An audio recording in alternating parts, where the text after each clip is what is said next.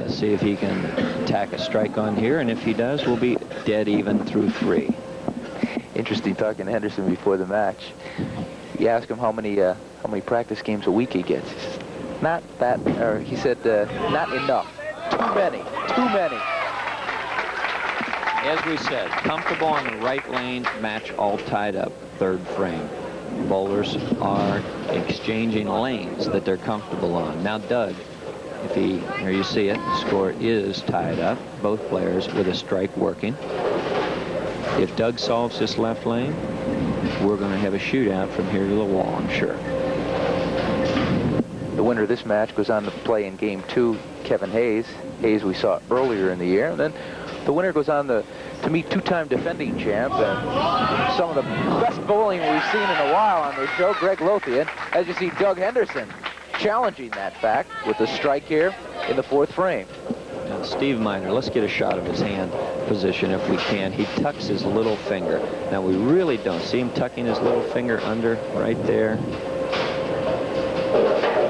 Now, that's not the recommended way to throw the ball, but a lot of people do it for comfort's sakes. It does help you rev the ball up a little bit more, but down the road, when you get old and feeble like me, your knuckles are going to hurt.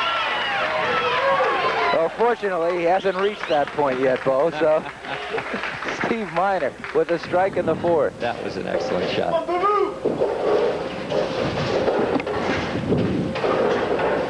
Bo, they're already qualifying for next week over in Durban, in the Hoosier State of Lawrenceburg, correct. Indiana. We're at Durban Bowl. We have 1:30, 3, and 4 o'clock shifts left today.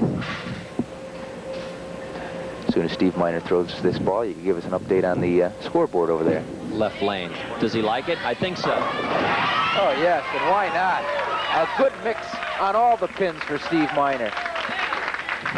Let's take a look at it here if we can. This is an absolutely fantastic shot. There you see him splitting the 15th board or 3rd arrow, flushly in the hole, 1-3, every pin doing its job, 10 pins in the pit. Steve Miner is throwing up a challenge to Doug. And it's interesting because Doug Henderson never seen the lights or the cameras of TV, starting to stay with Steve. Steve, as we mentioned, 5-year absence from the TV King, but back, and neither of them are showing any type of buckling to the television pressure. Here's Doug Henderson in the 5th frame, right on the money. Fantastic. We saw Steve's shot. Let's take a look at Doug's shot. It is phenomenal. Same deal, splitting his target, playing the same place of the lane. He's playing about the 14th board. Now watch this ball. Run right through there, no deflection whatsoever, crushing the 5-pin, the 6-pin going to the wall, slapping the 10 out. That's what you want to see. Henderson working on a 3-bagger. Our players are tied to the pin. 5th frame. There you go. Wow. Getting a lot of work on those pins, both bowlers. Absolutely phenomenal. It's like 2 heavyweights standing in the middle of the ring, exchanging shots. Slugging it out. Steve Miner. 3 straight for Miner, going into the 6th frame. He is on 3 right now. Very potential, make it 4 right here. Let's take a look. The light shaker did not quite do it. Now, a lot of people at home say, well, what happened? The ball deflected too much to the right. It's something that happens when you don't quite release it properly. Now watch the ball jump to the right here after it hits the head pin. See it? Just does not even touch the 5-pin. The head pin actually takes it out coming off the wall. He's fortunate he didn't have a split, Tom. Head pin was about a half-inch closer. It would have knocked out the 7. Yeah. And he would have had a strike. Yeah. No break, though. On an errant shot. As Steve Miner takes out the 7-pin spare. Bo, we were mentioning we have a leaderboard over at Durban Bowl, and I think you know some of the people on there. Yes, it's really neat. Chris Trenkamp is leading the board right now with 695. Our husband-wife team, Dale Hafley, is now on the leaderboard with a 693. And my husband, Lou Hootapole, again, 684. 609's cashing for the men. And as I alluded to, Joanne Hafley is the queen as of right now. Good. And this, of course, all afternoon, they'll be qualifying even more. We'll see if those leads stand up. Steve Miner with a strike in the 7th frame. Right back on the track, as you indicated, Tom. Threw one bad shot, got away with a split, could have been a strike. That's the good news, bad news scenario. But as it is, he's back on the track in the 7th frame with a perfect strike. Doug Henderson rolled a 684 last week in qualifying here at Harrison Bowl. And this week, as we mentioned, remarkable. I still, Dave, having bowled on TV before, you know what the pressure's like. And we're seeing a guy who's just not buckling at all to the pressure today. Well, that's the key to it, Tom. Bowling is the greatest sport in the world as far as I'm concerned. Of course, I'm a little prejudiced, right? But it's one of the very few games where you have no opponent other than the guy that's sitting right up there in your head trying to distract you. You are the player. You have to make it happen. Outside things like camera lights and people should not affect you. Right on the money. Right on the money. Six bagger. Let's take a look at it. Absolutely perfect. One more time. Let's look at his reaction too. Does he like it? You bet he does. Right side of the screen, perfection. Left side of the screen, perfection. It is great. What bowling we've had this year so far. It's been super. Been coming your way every week on Channel 5. Hudipol's TV King of Bowling. You know, our average right now is 216. So that's showing that the bowling is climbing every week. Started out about 210, 212, 214 last week, 216 this week, and Steve Miner is doing his part. The situation is this, Tommy. Right now, we have a 21-pin advantage going to Doug Henderson. Steve Miner can cut that by 10 more if he can strike right here. 21, he can cut it to 11 with a strike in the all-important 9th frame.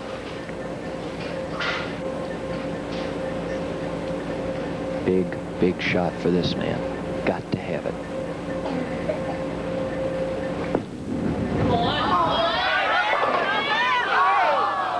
Unbelievable. 7-pin. Had ideas of going down. I'm speechless. He threw a great shot in a critical situation. Now watch him. He really gets bad break right there. The head pin that normally takes out the 7 goes to the wall and comes off so quickly. It misses a 7. Steve Miner, in a critical situation, performs but does not get the results. Now watch that all too critical spare game that you mentioned, Dave. I would imagine that you're looking at almost a half-inch down there when you have to make a spare this critical in the match.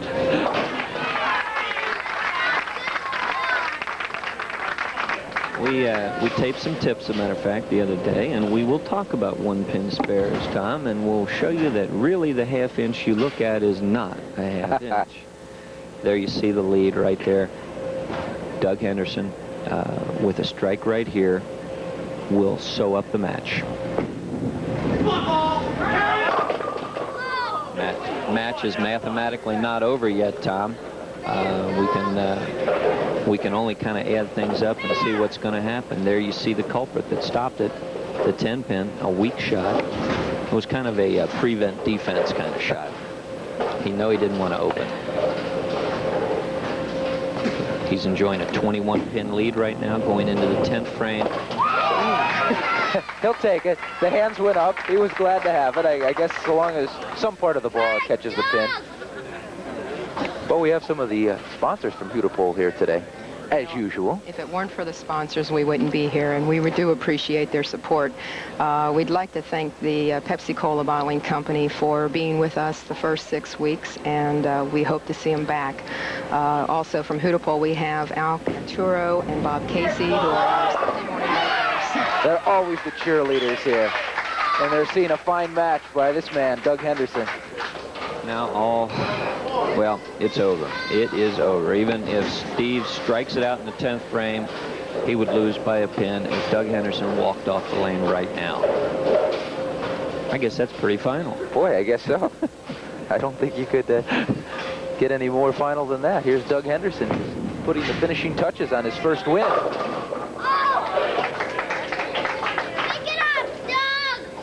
Steve, Sounds like Doug's got his own private cheering section here. That's right. One of them a little on the young side, but that's what's great about this game. You know, young and old alike. My little girl's 5 years old, and she's not thrown, but pushed a ball down the lane already. But there are leagues for youngsters. As a matter of fact, there's a few of them around town. Bo, you might be able to allude to them, where they actually put carpet. Yeah, they do. They put carpet down on the lane, and the bowlers do not have to throw the ball the entire length of the line. But, you know, the kids have tournaments, too. I know. And the YABA doubles just finished up, and I'm so proud because my son and Ryan McDonald from Stumps Lanes won the Bantam division. Little drum roll. Starting them out young. Super shooting. He's been bowling since he's 4, and he's 9 now. Wow.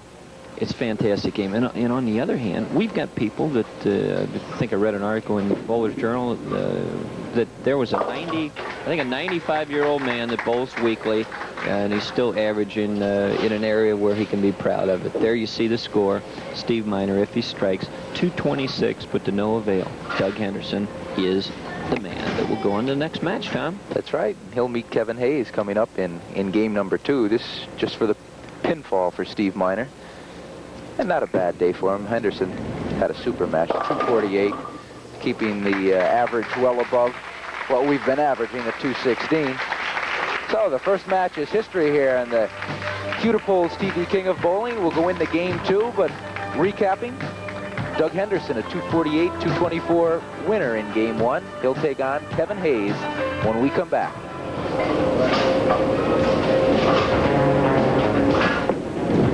Last week, 662, Joanne Hayfley.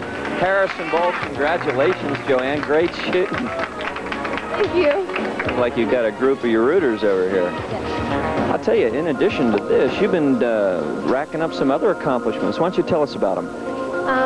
Me and Dale, and Steve Miner, who's on the show today, and Ralph Boyette, and Mike Kyle all went over to Hoinke, and we are leading the team event now. And Dale shot 300 and 790. That is great. What total did you have? 3480. Well, now it's 3458. But That's a lot of pins. I'll tell you, on behalf of the BPA, I've got some money for you. How about $200 and a little plaque to hang on the wall? Great shooting, continued success. thank you very much. Thank you so much, Dave Newrath. It's a lot of money to be given out there. Nice job. Thanks to the BPA. You're seeing Kevin Hayes. Kevin Hayes, if you say this man looks familiar, of course he is. We've seen him in week 2 at Madison Bowl when he rolled the 3rd highest score this year on the TV King at 258. Here he is in week 6 at Harrison Bowl and starts it off the way he ended it way back 4 weeks ago. Accuracy, the key, all day today. Ladies and gentlemen, at home, you will notice that the big cranker is not prevalent today. We don't have him. We've got accuracy players, guys that can look at the 10th or 12th board and hit it 9 times out of 10. Good, clean roll, nice arc on the ball, but the power is not that prevalent right here. Yeah, that was an absolutely fantastic shot. Strike again. Doug liked it. That's a can opener, a Red Sea strike is what we call it. Let's take a look at it here. Good knee position, gets through the ball well. Now watch it. The two sides just seem to separate. Fantastic. Accuracy, accuracy. Yeah, Sure. everywhere. Wasn't it you who said, give me accuracy or give me death? I don't remember saying that, but Talk about a couple of young lions. These guys combined ages don't total yours, do they, Dave? I don't know. boy, I tell you what did I do to deserve this abuse today? Not quite. 4-6. Driving straight through the heart, leaving the 4-6. There you see it. A next to impossible spare. Typically, you just try to take one. Hopefully, you get a break, bounces out of the pit, maybe makes the other one, but pin count is what you're looking for. So Hayes takes out the 6 for Henderson. You lose me after the age. See, you insult me. Yes. You insult me, you mess up. So don't do that anymore. I mentioned that Mr. Hayes rolled a 258, the 3rd highest. He beat Darrell Higgins that day at 244. He ended up losing to Kim Herman, who was the eventual king that week, 239 at 224, and that's how he did it, with strikes like that. not too many strikes like that. That was kind of a bad break, good break scenario again. It was going to drive through and leave the 9-pin. We don't have the replay, or we'd show you, but by George, it wound up a strike. He opens with a double, puts the hammer right on Doug out of the box today. Kevin Hayes, one of the newest owners of a 300 game. He rolled it on the 27th of February, which, if you go by the Julian calendar, was a couple days ago. Oh boy, that was a light ball, Dave. Well, there he got a little bit tentative with the shot. Goes right through the head pin, leaves the 3, 6, 9, 10. A fairly difficult spare, Tom, because you've got two things. You've got two ways that you can chop this spare. You can make the 3, 6, 10 and still leave the 9 if you're too light on the 3-pin, or you can chop the 3, 9 and leave the 6, 10. The ideal way is to use the 3, 6, just like you're shooting a strike in a pocket. There's the one way to chop it, like I told you about. Now, at that same angle, if he'd have really turned the ball a little bit more and let it hook through to get the 9, then he would have made it. He should have listened to you, Dave. Well, that time. There you see the score. Both players having an open in the first segment of our match here. Virtually kind of evens things up. In case you missed the first match, Doug Henderson took out Steve Miner 248 to 224. Henderson Solid leaves the 10. Oh, heartbreaker right there. With a spare and a strike, he's going to close within about 6 pins, and that's next to nothing. Anything less than a mark really doesn't count until you get to the 10th frame. We're at Harrison Bowl this week, and Bowl, some new owners up here. That's correct. Harrison Bowl has been, well, this is the new Harrison Bowl.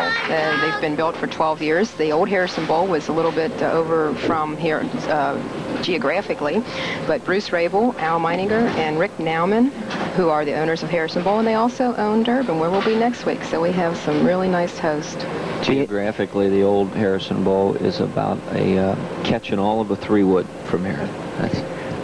Well, the way most people catch 3-wood, not necessarily the way I catch one.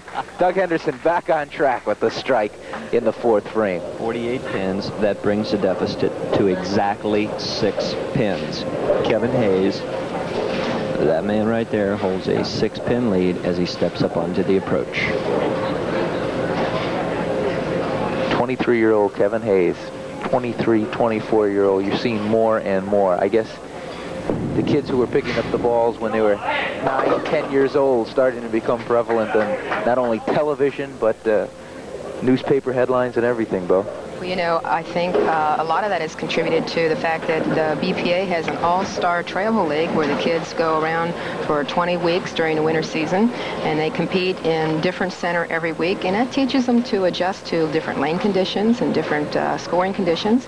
And these kids are all coming out of the travel league. Our young people that are on the show today, Greg Lothian, Kevin Hayes, Dave Newrath, you name it. I'm convinced that in any sport, education is probably the greatest thing you could have going into it, whether it be golf, bowling, anything. If you learn it the wrong way, you'll never be able to perfect it or come as close to perfection as possible. That's correct. And, you know, the King, you take it one step further, the King is grooming our young tour players that are going out. Greg Lothian is a potential tour player, and we're grooming him. You can allude to, who is it, Rick Pollard, Don Scudder, John Gant, Tucky Perez. They all bowled on the King. Sure. And they're out on the tour, and they're succeeding. Steve Farrell. And making the Tri-State proud of them. Kevin Hayes with the strike here, and we're midway through Game 2, the Doug Henderson-Kevin Hayes match. When we come back, the completion, and then the King, right after this. Getting a chance to see some of the crowd here at the new Harrison Bowl in Harrison, Ohio, right next to the Indiana border. This is Week 6 of the Hudipole TV King of Bowling. I'm Tom Verrato, along with Dave Newrath and Bo Hudipole. You're looking at Doug Henderson, midway through Game 2, off a strike against Kevin Hayes. Now, take a look here, set up what's going on the lanes, Tom. Both players have gone high on this lane the last 2 times. There you see Doug Henderson right there, motioning with his arm that he let the elbow fly out to the right. It's another tip we did, as a matter of fact. But it flies out to the right, creates the ball going left, going right straight through the heart. Now, if the pin, or if the lane is starting to break down a wee bit, and what we say by break down, some of the oil leaving an area, it will amplify that mistake, which may have resulted in a 4-pin early in the match, is now going to result in a split. So the players have to be aware of these changes and move with them. So in addition to errors that you can make with your body, you have to combine that with changing, slightly changing or varying conditions sometimes, and your speed, and you've got an interesting game called bowling. I want to pick up on this. Doug throws in the 6th frame. Off the spare, a solid strike. Dave, Greg Lothian has been watching. He will have watched 2 matches before he even gets a chance to go to the line. He practices in between. From the first practice ball he throws until he actually starts a game, how much have the lanes broken down? With the lights and everything the way they are, the added heat elements, maybe 2, 3, sometimes even 4 boards. But the players can pick up on that immediately. See, he's made an adjustment right there. He moved in deeper with his feet, utilizing more of the unused portion of the lane. Unused, what I mean by this far in the match, and his reward is a double. Right now, as you're looking at the score, we're talking about a 16-pin lead for Kevin Hayes. Harrison Bowl hosting the TV King this week, but Bo, they have a couple other tournaments coming up in the near future. Yes, they do. They have their annual Ladies 369 tournament here. This is the 16th year for that particular tournament. It's where the ladies, they get a free strike in the 3rd, 6th, and 9th frames, and it makes it really interesting. I'll take one of those anytime they do. They also take anything. But they also have the 17th annual Thule Singles Classic here, March the 8th and 9th. Now, the ladies tournament does start on April the 5th and runs every weekend through June the 8th. If you haven't want any details about the tournaments that are here, they can call Harrison Bowl, and they'll be glad to help them. So in addition to getting a workout today, it sounds like these lanes here will get a fine workout in the next couple months. Our proprietors are very good promoters of the sport, and bowlers like tournaments. Okay. They have to be.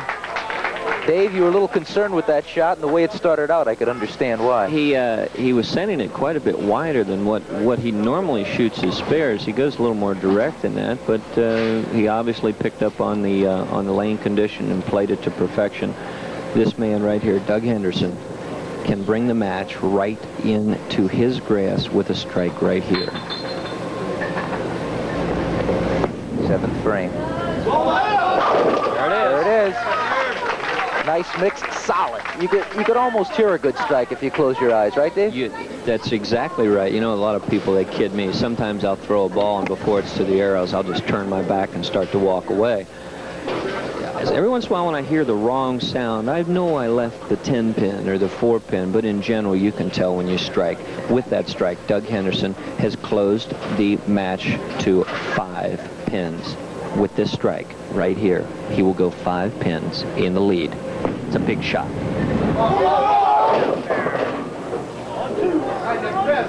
I'll tell you what, it didn't.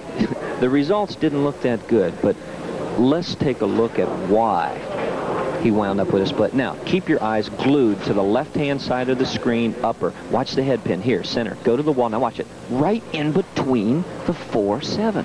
You couldn't have done that again if you tried to. It was absolutely unbelievable. It was a 1/4 inch away from turning, twisting, or doing anything from strike. In lieu, he has an 8 count and a spare.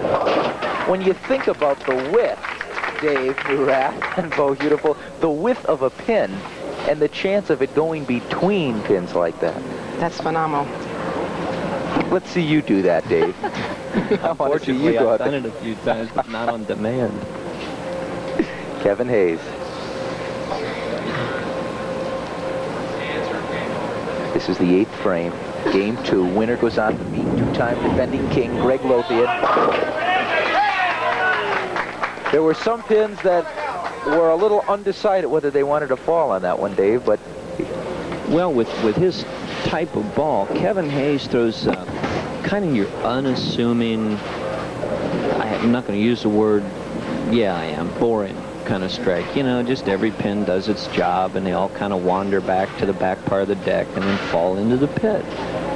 Perfection now, accuracy, that's what you're looking for. You don't have to see the head pin go to the left wall, come back to the right wall, and do a little dance in between. Bowling, accuracy. This man is doing it right here. Leaving the 7 pin. Unbelievable. What's he do? Critical 9th frame. We saw it last game. We're going to see it again right here. He throws a perfect shot. Absolutely perfect. Now watch. Head pin goes straight back. 2 pin goes to the wall, gets trapped in the channel. Normally that 2 pin would take out the 7. Not today. The match is not over. Dave, we mentioned that earlier in the week, Kevin Hayes had a 300 game. How do you bowl after you have a 300 game? Is the confidence level at your highest? Or? You bet. You bet. Except for spare shoes. We want to see that tip of Dave Neurath. What happened, Dave? That's a shame. Well, remember the frame before when I thought he might miss the thing? That's exactly the way he played it. But that time it was a 4-pin. This time it was a 10-pin. Different area of the lane, going over different terrain with the ball. What I thought would happen last frame happened this frame, and that's a shame. Critical open in the 9th frame. The door is wide open for Doug Henderson. Hammer goes right in Doug Henderson's hand. 9th frame. Boy, oh boy, you'd never think this guy is making his first appearance on television. Well, maybe his first time on television, but not his first time in competition. This man has been in many, many match play situations. There you see it with any kind of a mark. Doug Henderson is our winner. He's got 70, say 76 right now with a spare and then any kind of a mark. And that's exactly what Doug Henderson got as he goes on to a 216-201 win over Kevin Hayes, and he earns the right to meet 2-time defending king Greg Lothian in the championship of Hudipol's TV King of Bowling. We love Boomer. That's not Boomer Esiason. That's Greg Lothian's fan club. And that little bowler down there in the middle, that was designed by our own Bo Hudipol for the Boomer Lothian fan club. And of course, Greg Lothian is our 2-time defending champ. Nice design, Bo, but people at home, don't kick your right leg up in the air when you throw the ball like that. Well, my computer can turn him around and make him a left-hander, though. Amazing what they can do this day. First ball championship match. Greg Lothian starts them out the way he did the past 2 weeks. And you could hear one of the most vocal followings, maybe next to Kim Herman's, although the Boomer fan club won't like that. This year, we've had 2 kings.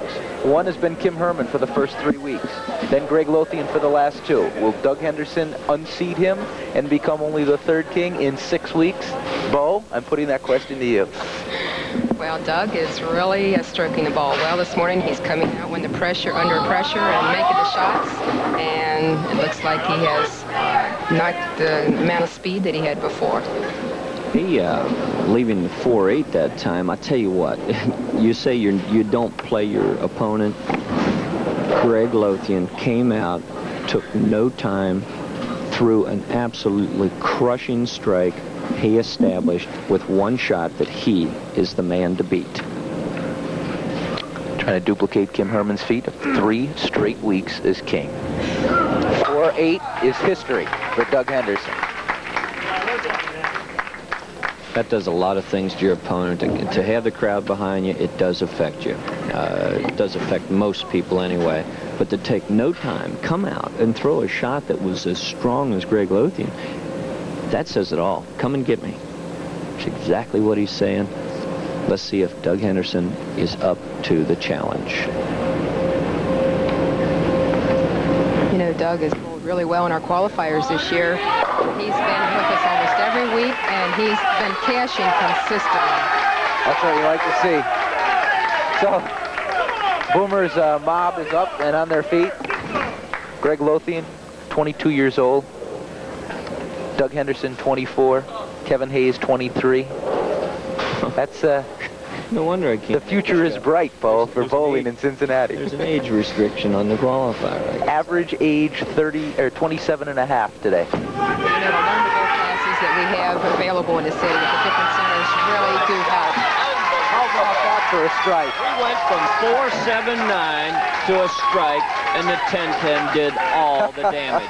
Look at it here, ladies and gentlemen. Keep your eyes fixed on the head pin. Center your screen. Watch it right. Whoops. Say the 2-pin. I'm sorry. 2-pin did all the damage. Wedged itself in between the 4-7, tripped it out, and then went through to get the 9. The Blues Brothers? I didn't know they were going to be here today. Part of the crowd here at Harrison Bowl. The Bruise Brothers. That's Boomers. Bruise Brothers. Huh? Lothian third frame, just cranking them out today. Doug Henderson has to have his work cut out for him today. A revolution, the roll on the ball, absolutely pure as you could ever hope to get it. Greg Lothian's throwing the ball like a clock right now. Not to belabor the point, Dave, but what I mentioned before about the lane conditions and how they change in the course of the three games. Greg Lothian, I guess once you find the mark, Bo, you just go right after it. Well, I think Greg has the stamina. He's been over there loosening up, and he's ready. He's got a little confidence because he's won a couple weeks, and he's in the exposure on TV. It's getting easier each week, I think. I think there's a certain amount of adrenaline that'll flow that he'll agree to. Yes. As you look at the score sheet, it tells it all. 10 pins separates the two players. Doug Henderson made 1 error. Greg Lothian has made none. Both players striking with regularity. Boy, this is great to watch this kind of ball. I get pumped up. I'm so pumped up, I'm liable to go over and shoot something today at Durban. Well, you bowled good this week. I saw on the marquee at Stumps, Dave Newrat, 749. Well, yeah, I did shoot 749. That must have been a different Dave Newrat. My son. Your son, yeah. Everything comes together at a certain point, and it happened Thursday night, and hopefully I've got some of that momentum to carry over to today, but we'll find out next week. Doug Henderson looking at the 7th pin in the 4th frame, and takes it down.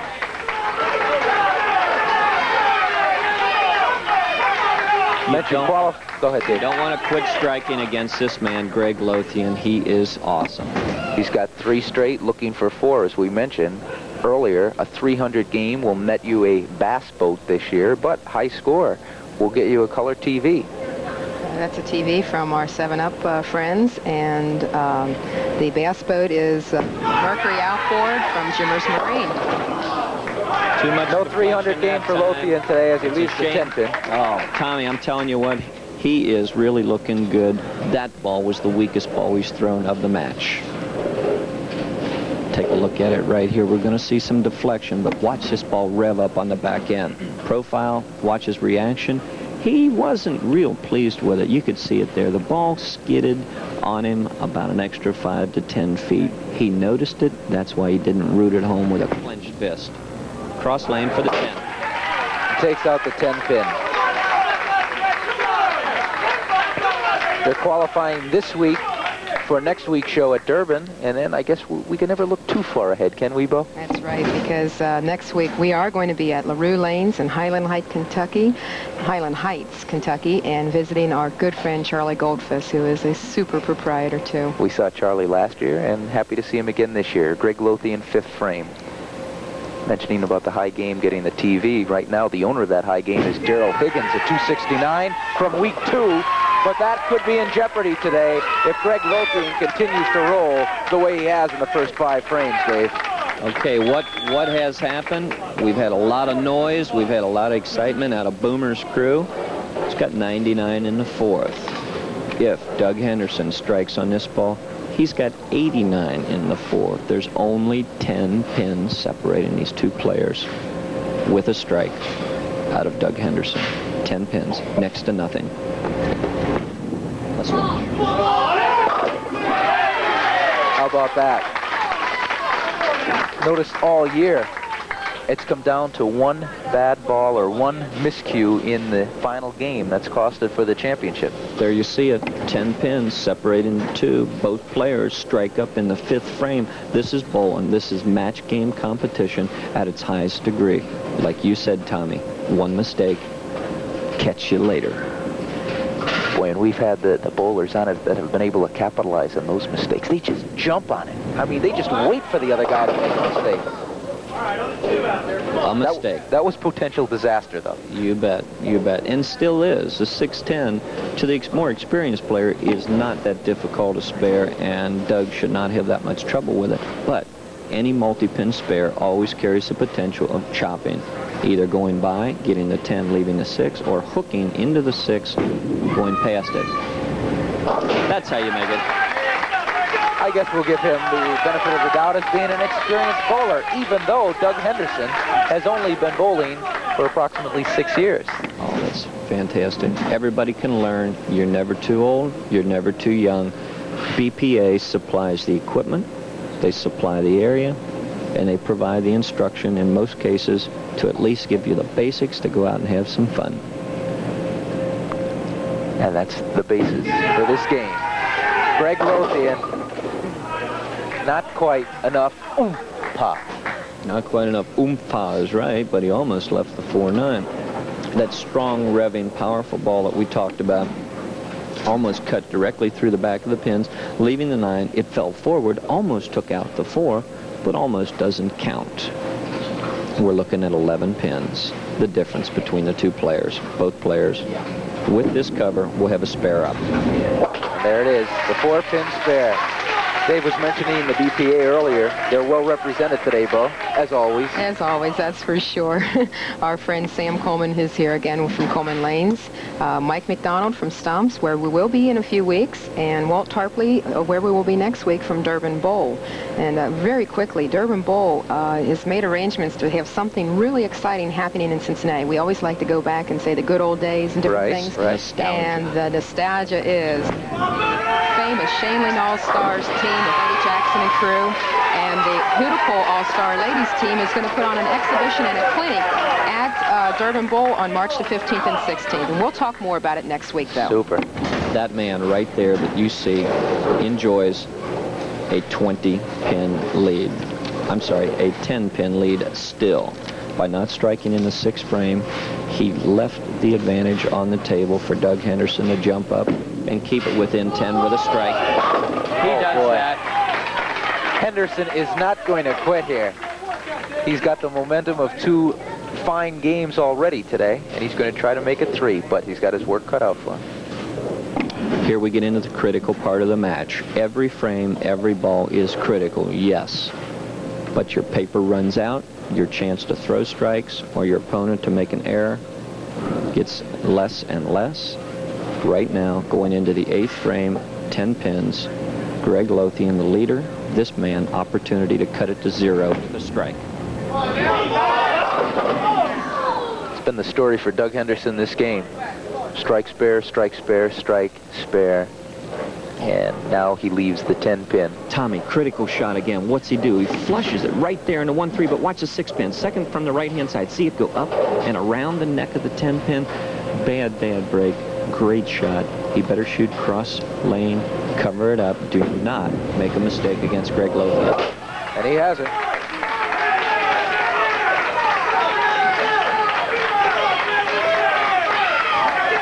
Now the situation is this. If Greg Lothian can throw a strike in the 8th frame, he will stretch his lead to 20 pins, also have the advantage of the strike working in the 8th frame. Big, big shot. He could salt it away early if he knocks 10 pins down. Let's take a look. You know, Tommy, we're always replaying good shots. King Lothian, okay. The King kind of messed up on this shot. He got around the ball early, saw it right there. Watch it go right straight through the heart. Now look what happens. He had the 6 and the 10 pins remaining for a moment, but that powerful rotating ball takes him down. He leaves an easy spare. The less strong ball would have left the split, therefore an open. Can I say real quickly, the young ladies that you've seen holding the signs up for Greg, that is his fan club. He has a fan club. I didn't even know about it until today. 10 pins separating the two. Both players spare up in the 8th. Pin count becomes a potential problem. Here in the 9th frame, you got to fill them up. Fan club is cheering a winner, or at least a potential winner here today, as he sits with a 10-pin lead. I think these people were from the Travel League, when he bowled in Travel League. He hasn't been out of it too many years. He's only 22 as he leaves the 7-pin. Not really excited with himself for 2 reasons. Greg Lothian, with that shot right there, was not that good a shot. He threw it a little wide. He threw it a little fast. Didn't have the good leverage position at the foul line to come up and create a good shot. Leaves a weak 7. Now he's got to cover the spare. But what has happened is that the hammer is now out of his hands. He can come back, sit down on the bench, and watch his opponent beat him. And he can't do a thing about it. Doug Henderson, quick to get to the line, or quick to get to his ball now. He's anxious. Let's hope he's not a little too over-anxious here. As Dave said, he senses that the hammer has been put back in his hand. Greg Lothian, perfect opportunity for Doug Henderson to get back in the match, possibly overtake it. As Dave mentioned, the paper is starting to run out here. Paper is running out. He did exactly the right thing. Something, whatever it was, broke his concentration. Perhaps the importance of this shot weighed a little more heavily on his mind than execution. But this is a situation. If he strikes in the 9th, 10th, 11th, and 12th, he wins by a pin. 1 pin, regardless of what Greg Lothian does. Let's watch. He's got it. He's got it. 9th frame strike for Doug Henderson. He needs 3 more, and Greg Lothian has been dethroned as champ. It's all over. This is it. What's he do? He trusts the ball. Head pin goes to the wall, comes off, knocks the 4 directly into the 7. The 5 pin is always looking for an exit. It found it. Doug Henderson, big shot. Every shot is a big shot. He can do it right here with this one and 1 more. He can force Greg Lothian to double in the 10th.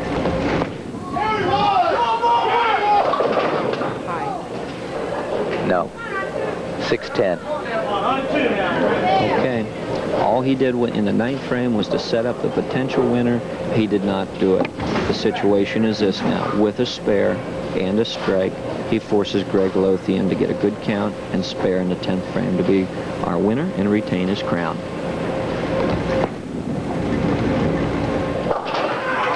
Henderson takes out the 6-10. Now looking for the final strike. He seems really intense. He does. He's played great matches thus far. Winners in the first 2, beating Steve Miner 248 to 224, then taking out Kevin Hayes 216 to 201. He's going to get another 200 game here in game 3 against the king, Greg Lothian. Count is critical. Okay, that's enough. Let's set it up. Greg Lothian with any kind of a spare in the 10th frame and a reasonable count will retain his title. Nobody can win it or lose it for him. It's all riding on this shot. Henderson goes out with a 208. Greg Lothian, he's been here before. Critical point, critical situation. Past 2 weeks he's answered the call and has been king. This to tie Kim Herman for 3 kings in a row. Oh no! Oh no! Almost disaster. Boy, oh boy. I have a feeling Doug Henderson's heart skipped a beat, not to mention Greg Lothian's dropping out of his chest. Critical shot. What's he do? He puts it right in the hole, but watch the pin that almost stands. See him in back there? 9 pin. Who gets it? The 10 pin, or the head pin off the wall. That's his wife. Look how excited she looks. The sign has been folded down though. This is it. That's it.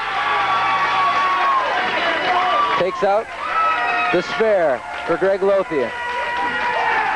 All Greg has to do at this point is stay behind the foul line and keep the ball anywhere on the lane. He needs 2 pins to win. hard to believe, Bo. We've had 6 shows and only 2 kings. I guess that's not so hard to believe the way the bowling is, but the competition that these guys are beating is something else. They have That's all he earned it. needs. They have earned it. They certainly have. So Greg Lothian retains the kingship for week number 3 for him. And in week 6, there's your king, 215 to 208. Greg Lothian over Doug Henderson. When we come back for payday in week 6, and Dave Newrath, another super week here at Harrison Bowl. Always having fun, always passing out money. The champ once again, the king for the 3rd straight week, Mr. Greg Lothian. A plaque. This is getting to be routine now. A plaque from Bowler's Paddock. A check for $750. Congratulations, Greg. Thank you very much.